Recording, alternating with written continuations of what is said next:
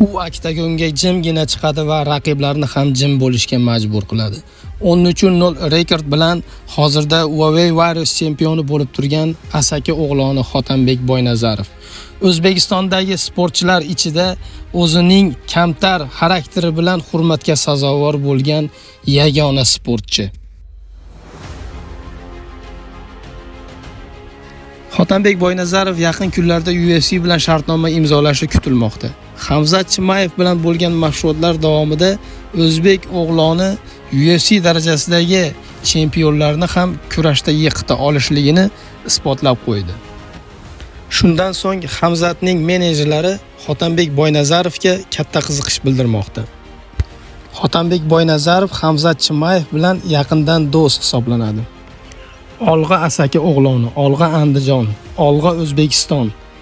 Hotanbek Boynazarovni keyingi janglarini UFC'da ko'rishni kutib qolamiz.